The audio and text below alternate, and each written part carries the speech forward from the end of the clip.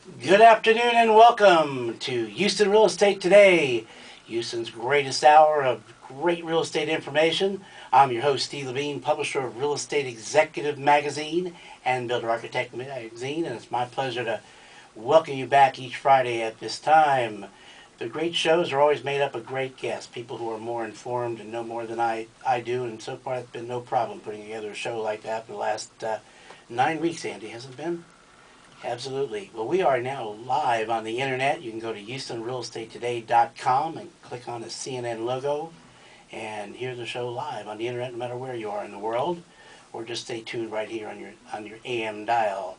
We've got a great show today. We're going to focus on a lot of subjects that you've been asking about. One of them is the hot Woodlands market.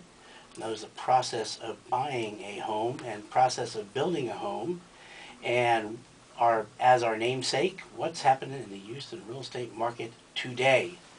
You know, listen to the national media, don't listen to the national media. It's totally your choice, but we're going to set the record straight here because we got some phenomenal guests. My realtor guests today come from the cover of Real Estate Executive Magazine, July of 2005, I believe. Bruce and Diane Kink of the Keller Williams team at Keller Williams Realty, the Woodlands, are Woodlands experts. Lovely, sweet people besides that. Right from the get-go, Diane was ranked as Rookie of the Year by Keller Williams International. They're always in the top 10 realtors in Houston. They're ranked number 9 on the Houston Business Journal list of closed transactions. I think they did $56 million worth of transactions in 2006. Undoubtedly, 2007 numbers are up on that. So they're ranked by the HBJ, which is the only non-biased rating system ranking for realtors in Houston.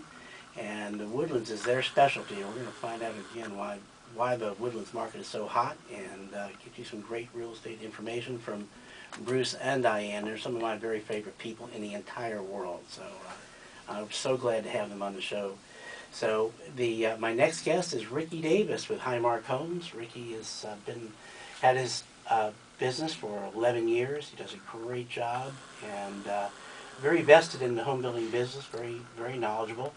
Is the immediate past chairman of the Custom Builders Council of the Greater Houston Builders Association, was on the board of GHBA in 2006, and was also on the board of the National Association of Home Builders.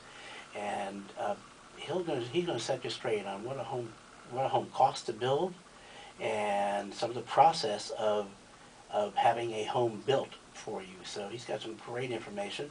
And as always, on my left, and of course you can't see him, but that's where he is, Renee Sabatier with Urban Financial is our sponsor, and one of my most frequent guests. Great guy, started Urban Financial after being in the private banking business with River Oaks Bank, and got a great staff and has the ability to take a nap and close a loan same day if need be. So that's an amazing process. It boggles my mind that you can do that, Renee. Thanks, Steve. Well, it's so good to have you each on the show, and this is going to be a really great show for a lot of super real estate information. Let's turn our attention to my good friends Bruce and Diane Kink. And again, if you've got any questions for any of our guests, you want to go to info at HoustonRealEstateToday.com. That's info at HoustonRealEstateToday.com, and all our shows are archived on the web. And a quick thank you. This is being videotaped, this show, as it is every week, by Connie Parsons with Lasting Impressions.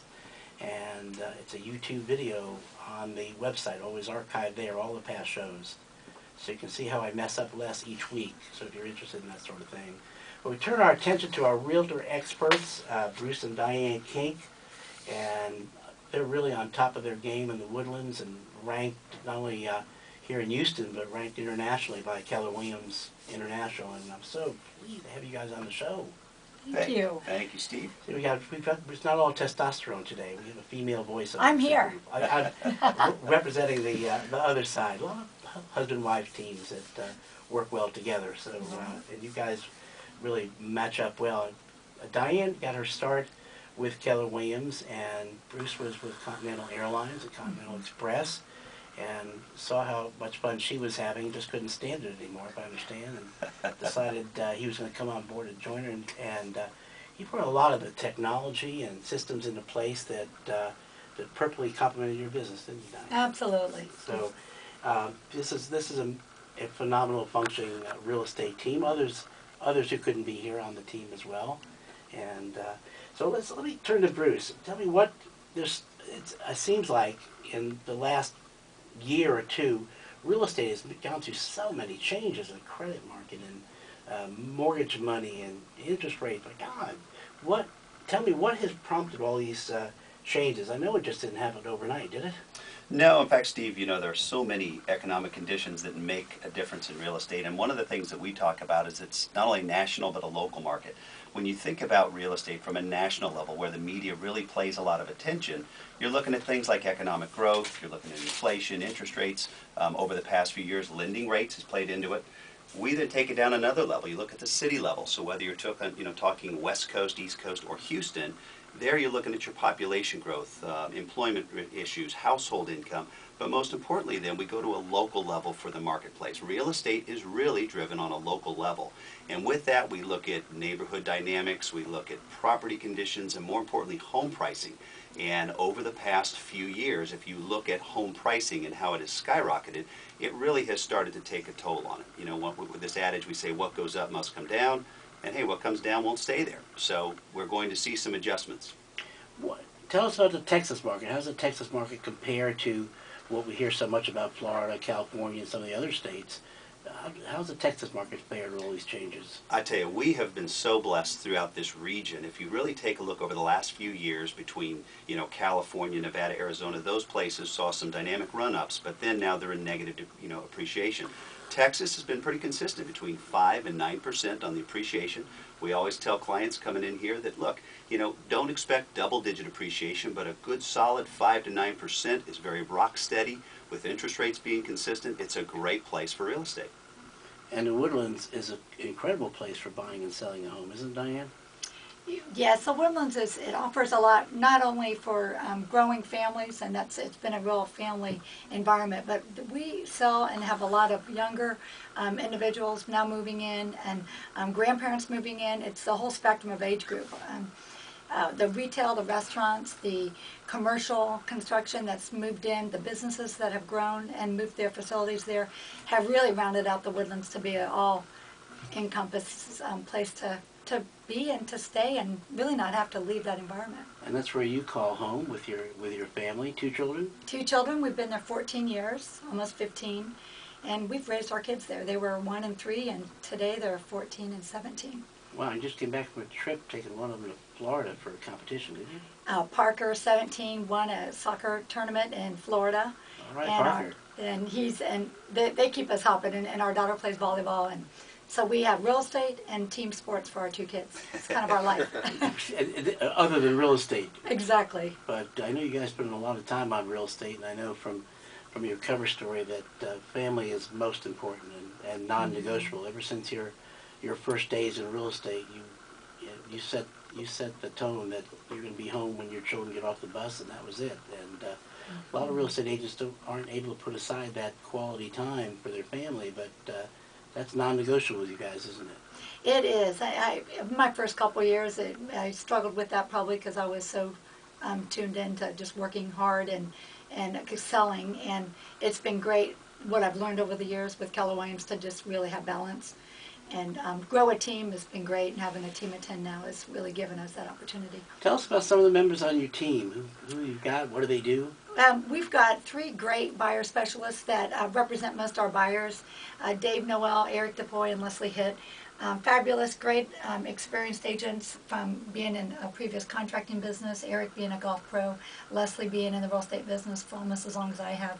And they're all just super great people that do a wonderful job with getting to know families and looking for their needs and putting out best for them. Then we have a wonderful full-time staff of 3 women and a part-time runner we couldn't do it without them. It really completes us by having Bruce and I running the team and having the other members. It's so hard to make that transition from single agent, even working with a spouse, to bring you on a team and knowing you've got more mouths to feed, as it were. Who was the first person you put on your team? I had my first assistant after 3 years in business and doing $10 million in production, And Sherry was with me for 5 years, and it grew to be so big that she preferred to not stay with a large company like we were growing too. And so Charlotte has now been with me 6 years, and she's been our longest standing, our backbone, and she runs our office. Now I know you guys do some unique marketing, websites and newspapers. I know I'm on your paper route. I don't know how he gets it to my post office each month, but, and offer some unique services to your clients. What are some of those? Well, when we look at this, Steve, really the marketing aspect of real estate is getting the message out to the masses. And so we have constantly tried to keep in tune with what's happening with the real estate business through all different local mediums. Internet being one of the largest now, we now know that statistics tell us upwards of 78 to 82% of people go online to search. So we're constantly looking at things we do with our website, with podcasting. We look for other opportunities through blogging and all of the new Web 2.0 applications. That's one aspect. The other point is still just taking an understanding of media, of print, of going with postcard, of things that we run around neighborhoods, being very creative that way. And then I would think probably one of the key components over time has been Diane's complete understanding of her personal sphere, of just staying in contact with our clientele, giving them information. Keller Williams uses a system we call a 33 touch program. 33 times a year, somehow we're touching that client. A lot of it is one-on-one, a lot of it's Diane keeping in touch, our buyer's agents, myself, and then just utilizing current technologies. What we do know is that within real estate, you've got to stay ahead of the game. And you're on top. I know you guys say you have a passion for excellence when it comes to customer service is not strong enough. I don't know what other words to use, but I know you're constantly looking for new ways to service your clientele, both buyers and sellers. And I know that you use a lot of technology and websites and such to do that. You've got to be one of the most technologically savvy teams in real estate that I've ever come across. And you've really harnessed that to your advantage, haven't you? We look at a couple things. Number one, it's kind of fun to get a compliment, but we always look at ourselves as being, kind of dumb when it comes to this, and we always want to educate and get better. So we're constantly looking to educate ourselves. I think our philosophy within the team is think career, not year. We're constantly thinking about what we do on the long term, not the short term. And also that equates to how we handle our clientele with a customer service aspect. We're going to do the right thing rather than do something that's going to benefit the short term. And in the long haul, that's what brings business back. Absolutely. Woodland's a hot area. I love it up there. But somebody recently told me that they're running out of land up there. Woodland's just so big. Does that mean there's no more new construction available, Diane? No, there's more room, and we do have some more acreage and more new construction coming along, and we're selling it. It's not as vast, and we are going to be out of our inventory, but it could be another 5 to 7 years, depending on our economy and our growth. There's certainly new construction at all price points available. All price points. Price points. See, I could get that out once in a while. Price points out. You betcha. I know there's condos and townhouses and single families and East Bank? East Shore. East Shore. I always get that wrong. It's where the eagle lives, isn't it?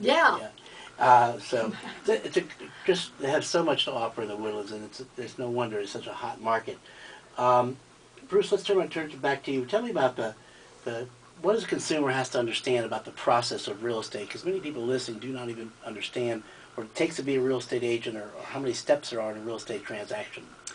Steve, when we approach clients or even talking to people about the business, probably the key thing is the understanding that you've really got to be knowledgeable, work with a realtor who understands the market dynamics. There are so many shifts and things going on.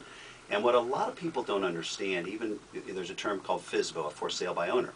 They get involved and all of a sudden realize that there's upwards of 175 different steps that have to occur from start to finish.